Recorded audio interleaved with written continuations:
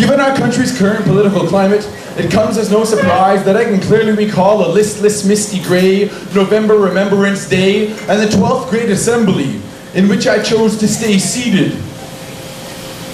Because I disagreed with the edict that stated that those who rose agreed with the purpose, method, and end result of all Canadian conflicts from the earliest formations of our great nation until that date in late '95. And now, while I know and respect that all kinds of lives fell behind enemy lines so I could exercise my right to stay seated in defiance of our oftentimes tiny-minded British nation-state that until 1984 completely ignored its Aboriginal population citizenship, with the exception, of course, of the duration of both world wars, during which it forced any Aboriginal wishing to fight to resign their status as an Indian, rendering him or her unable to return to the reserve upon completion of service.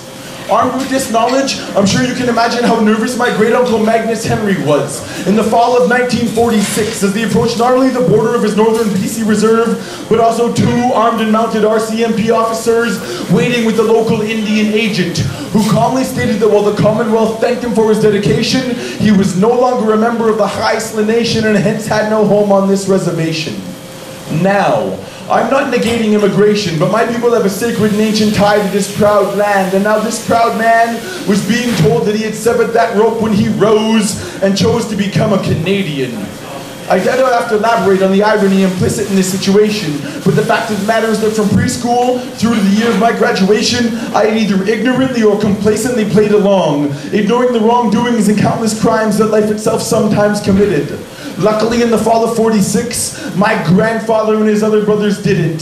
They too were waiting for Uncle Mac to come back to Kitimat, bearing stories of war and glory, and that autumn morning from among our sacred cedars they emerged, armed to the teeth, and proceeded to purge that agent and officers of their clothing, weapons, and pride. Sent all three men riding back to town, bare-ass naked, but alive, which is more than war has done for far too many of Canada's daughters and sons. As I was writing this poem, the 81st Canadian soldier died in Afghanistan.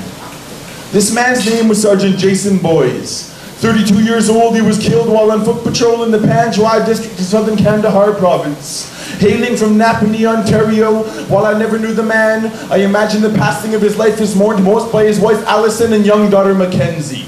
Light-hearted, quick to smile and friendly, Jason got caught in the frenzy of life and paid a price that far too many men with far more revolutionary eyes try and write an IOU for. This new form of war has left us constantly battling ourselves, whereas once upon a time it was easier to tell good from evil because they ran in parallels. These days they run in packs, dashing forward and leaping back. Who's keeping track? Who's wrong? Who's right?